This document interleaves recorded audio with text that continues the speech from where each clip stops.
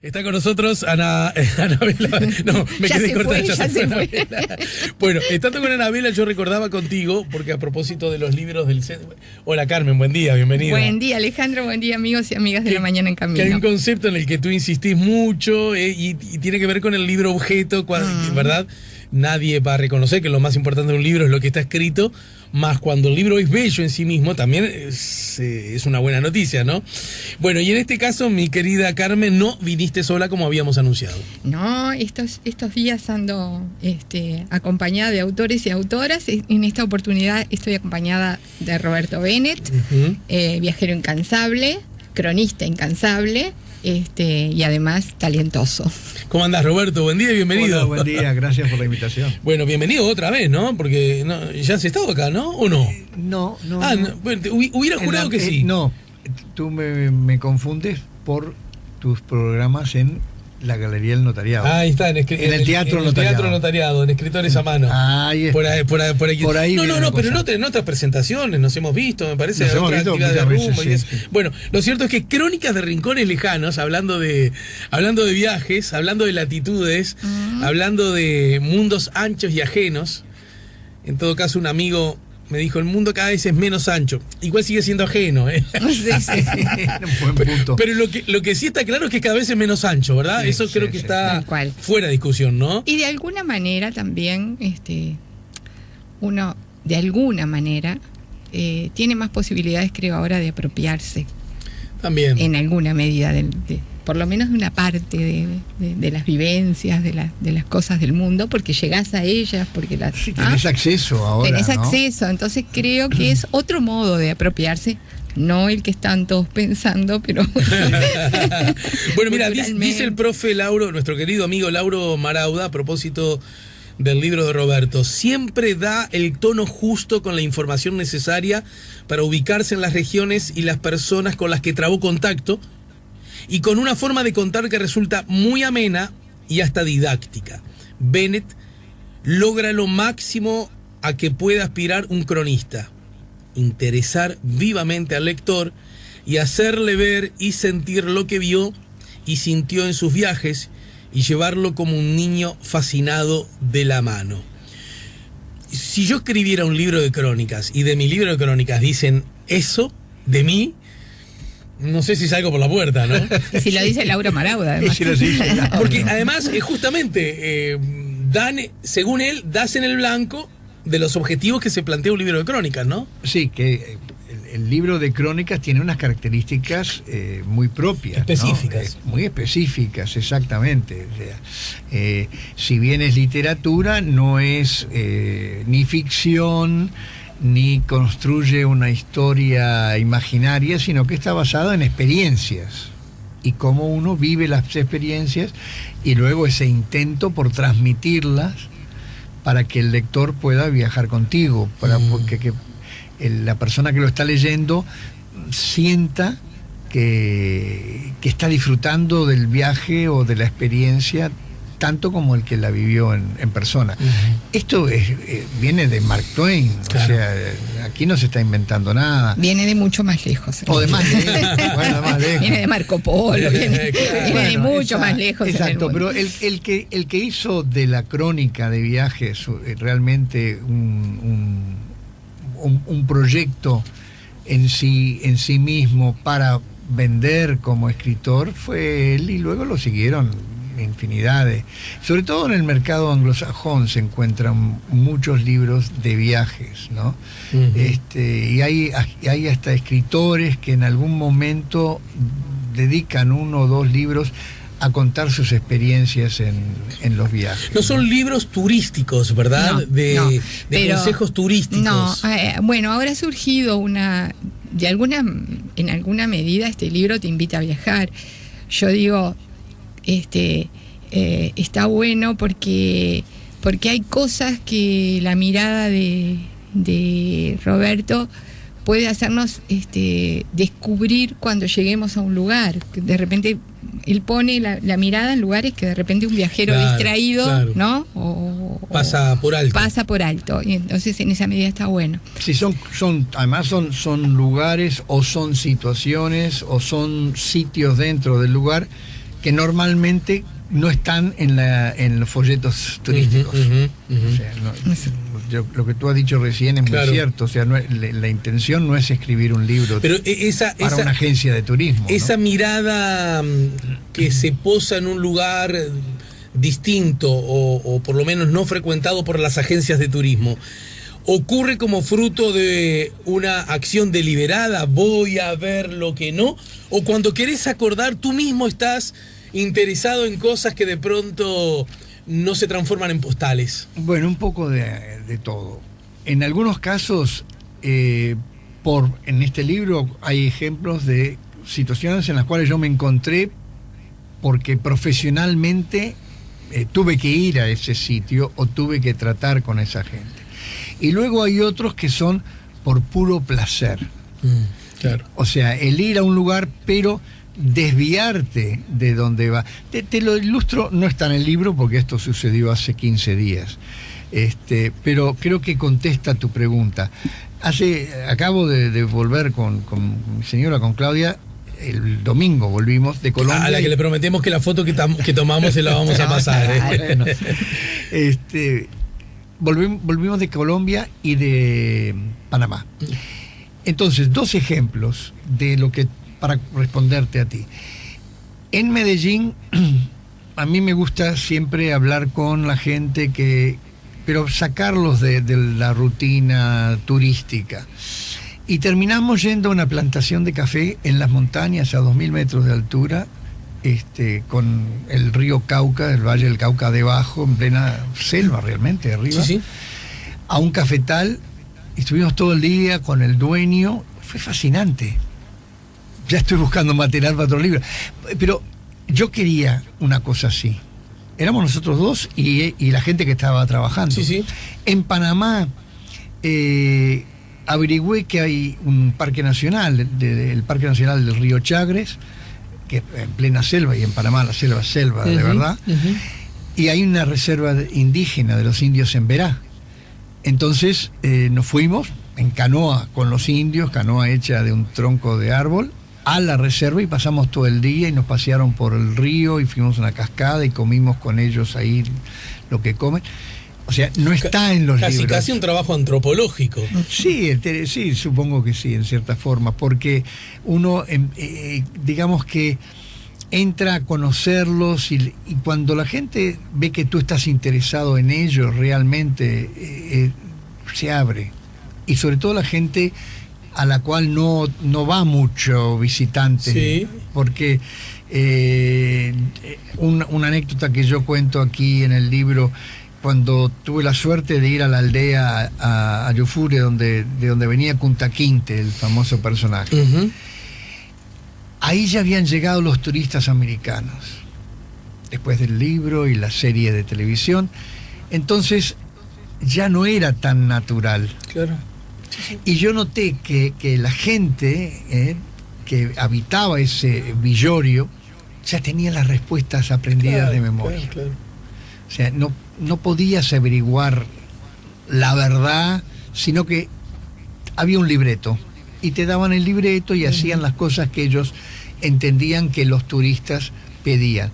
Y además, muchísimas veces yo veía a los turistas desesperados por sacarse fotos con ellos y hablar entre ellos y no prestaban atención a lo que estaba realmente delante de ellos, que era un poblado en el medio de la selva de Gambia, un poblado africano de donde habían sacado los esclavos, que muchos de ellos eran turistas americanos, gente afrodescendiente, por lo tanto estaban en el tema de sus pasados, ¿no?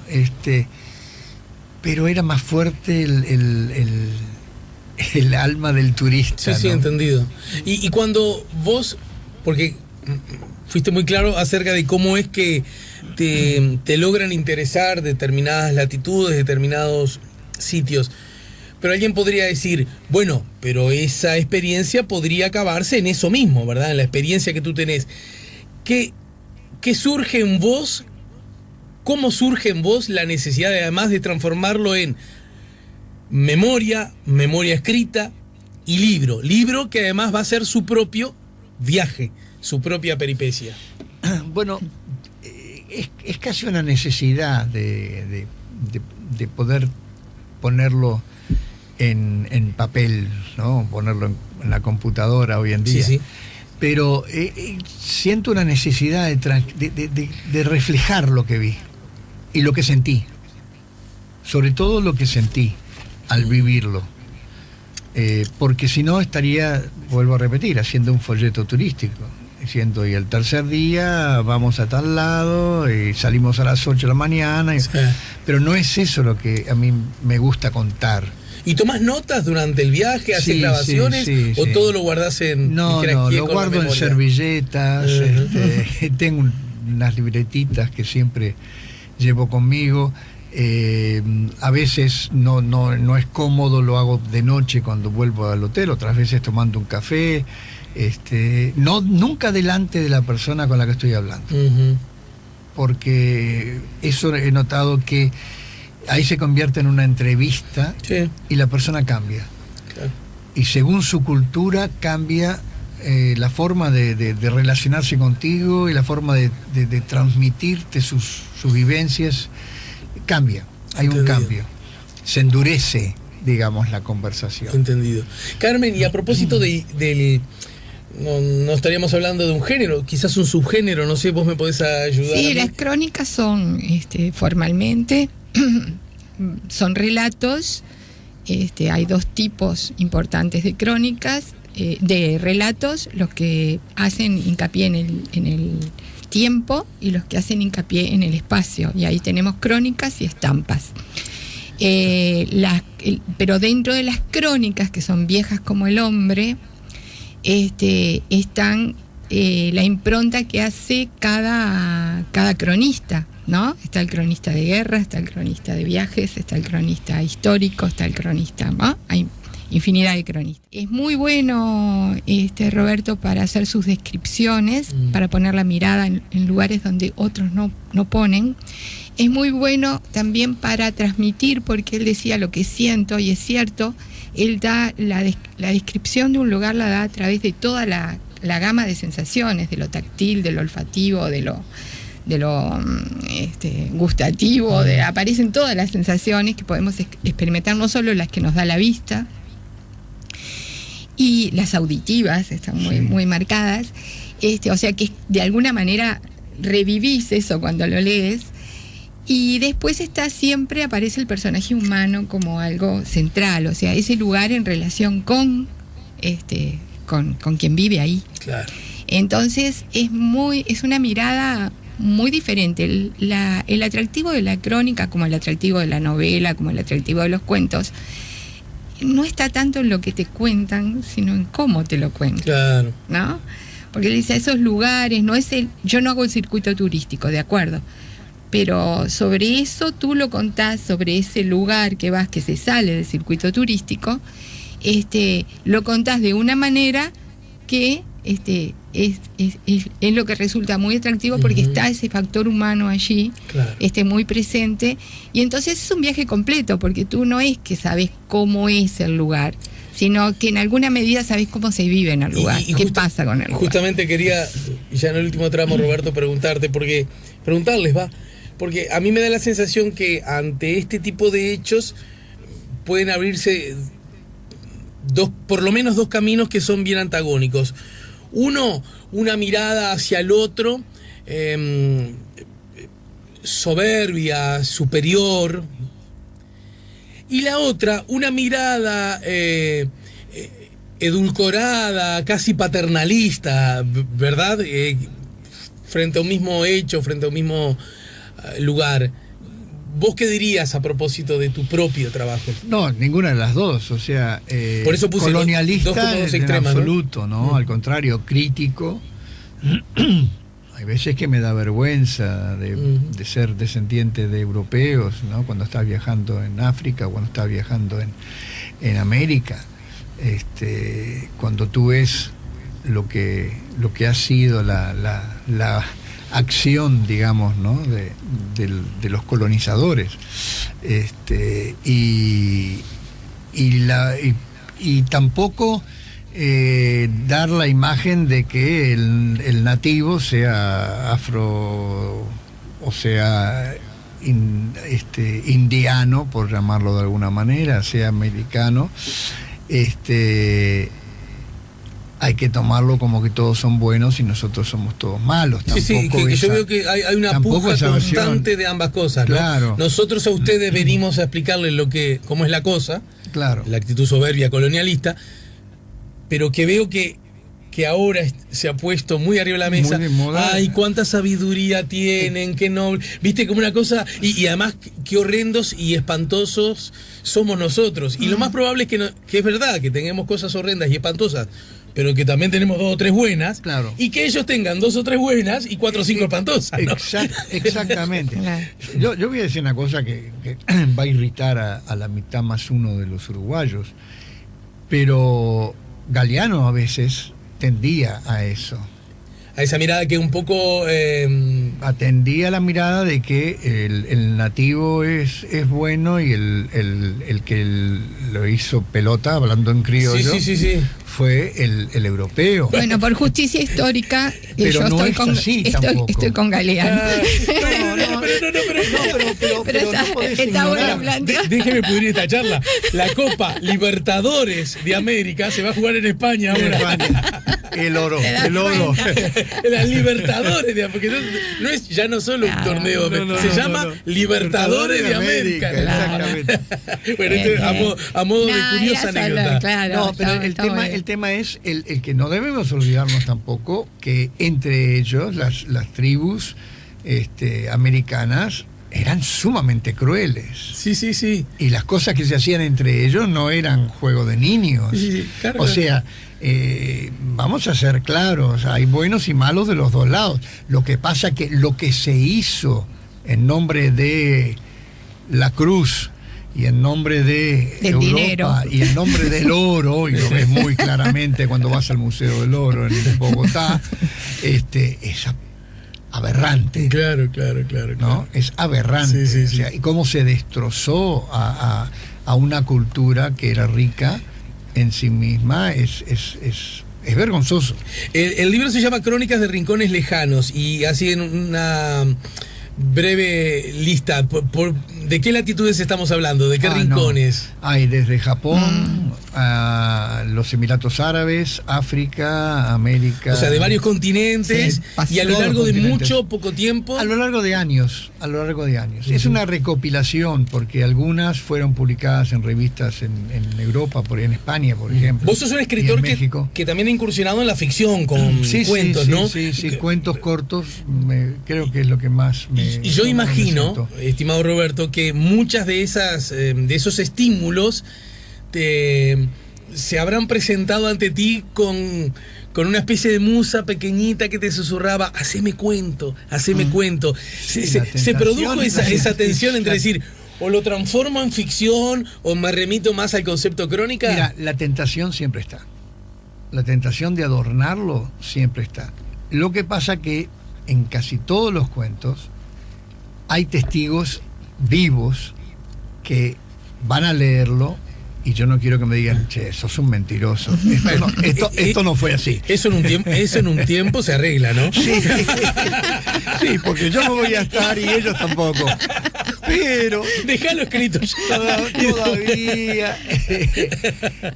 Y además tuve la suerte de vivir en muchos lugares y viajar mucho, entonces hay veces que la gente en Uruguay me dice: pero vos hiciste eso. Y le digo: sí, porque no te olvides que yo estuve 35 años fuera de Uruguay. En esos 35 años pasaron muchas cosas, hice muchas cosas. Quiero en el final, y ya debería despedirlos, el reloj me obliga, pero no obstante ello, quiero compartir un cuento chino. Bueno. De acuerdo, que además es medio cortito y nos posibilita. Gracioso. Se llama justamente así, un cuento chino. Sucedió en Hong Kong, en el barrio Kowloon, y no es un cuento chino. O quizás sí lo sea, porque por el entorno asiático en el cual sucedió. Yo estaba de visita en esa ciudad, trabajando durante un mes en un proyecto turístico, y los socios chinos de la empresa para la cual trabajaba decidieron invitarme a una auténtica cena china. Bueno, nada parecido a lo que nos ofrecían en el hotel donde me hospedaba. Un agasajo que agradecí y gustosamente acepté. Me llevaron a través de la bahía a tierra firme. Mi hotel y la oficina estaban ubicados en la isla de Hong Kong. Y luego de caminar varias manzanas por estrechas callejuelas llenas de gente y locales iluminados con múltiples luces de neón, llegamos a un restaurante que ellos consideraban de lo mejor que había en esa ciudad.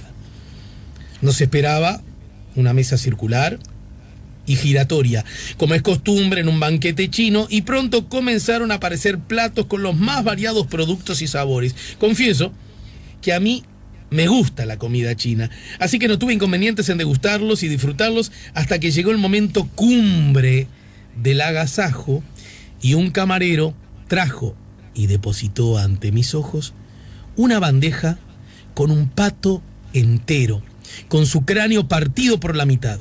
Pero para mi sorpresa descubrí que dentro estaban los sesos del infeliz animalito. Inicialmente no supe qué hacer, pero incentivado por las sonrisas y los gestos amables de mis anfitriones, comprendí que era yo quien debía degustar esa supuesta delicia. Acto seguido, me entregaron una cucharilla minúscula y con ella debía recoger los sesos del ave y llevármelos a la boca. Con sonrisas de compromiso, tragué aquellos sesos que me sabían ácidos y repugnantes. Continué sonriendo y agradecí el gesto amistoso, o más bien la deferencia hacia mi persona, y seguimos comiendo. Para sacarme el gusto de los sesos del pato que permanecía en mi lengua y paladar, arremetí con unas albóndigas que sabían mucho más sabrosas y digeribles, y así continuó aquella extraña cena en mi honor. Un día más tarde, recorriendo nuevamente las calles de Kowloon con un colega local, observé que en los numerosos edificios de apartamentos construidos a ambos lados de las calles de ese barrio fascinante y bullicioso, se podían ver unas pequeñas jaulitas ubicadas en las minúsculas terrazas, y dentro de ellas había unos hermosos perritos, blancos y grises. Me extrañó verles en jaulas, pero asumí que era para que las mascotas pudiesen disfrutar del aire y no se cayeran a la calle, y al ser tan pequeñas pasaban por entre las rejas de los balcones. Lamentablemente, mi colega chino me explicó la triste realidad. Esos adorables perritos estaban allí para ser comidos en alguna importante fiesta familiar, y con ellos harían, entre otras delicias culinarias, las sabrosas albóndigas que yo había disfrutado la noche anterior. Muy gracioso. Bueno, muchas gracias, Roberto, y felicidades. A ti, Alejandro. Crónicas de Rincones Lejanos está en las librerías. Está en todas las librerías, distribuido por Guzzi, como siempre. Y si me dejas anunciar, naturalmente. Vamos a la agenda de presentaciones. Bueno, el lunes vamos a estar en la Biblioteca Nacional presentando una novela de Laura Santesteban, que se llama El espejo y la lámpara. Bueno, los invitamos a las 19 horas en la sala Maestro Julio Castro de la Biblioteca Nacional. Perfecto. Y el jueves vamos a estar en el Club Brasilero, en el tercer piso. 18 y Julio Herrera. 18 Julio Herrera, también a las 19 horas, presentando el libro de nuestro taller. Claro. Que este año se llama, porque está dedicado a Portinari. Estuvimos en el año trabajando con la obra y con la vida de Portinari. Así que se llama el libro Portinari, Memoria Descalza. Y bueno, y los invitamos también a compartir con nosotros la buena nueva de este libro de taller. Recordemos que ambas actividades son con entrada libre y gratuita, y ¿no? gratuita, y que son todos muy bienvenidos. Bien, y por si agarramos a alguien un poquito a contrapié, estamos hablando de Portinari, el emblemático artista plástico brasileño, ¿no? Brasileño, exactamente, que supo vivir en Uruguay también. Bueno, muchas gracias, Roberto, otra vez. Gracias, y bueno, Alejandro. Literalmente, buen viaje. Gracias. Y bueno, contigo, Carmen, después de todas esas actividades el lunes, el jueves, el viernes, pondrás La Mañana en Camino. Yo estaré aquí en La Mañana en Sí, Camino. sí. Yo no voy a estar porque me voy a tomar esta semana, que será hasta entrado ya el 2019, mi única semana de licencia. Bueno, disfrutarla. Sí, no, y si Lució aqueja, quiero sacarla ya mismo, porque, bueno, está todo bueno. Sostendremos la bandera de La Mañana en Camino desde aquí. Estoy seguro que sí. Bueno, gracias Carmen, buena semana. Otra vez, gracias Roberto, saludos a la esposa, ¿sí? Gracias. Rumbo Editorial. Imprescindible leer.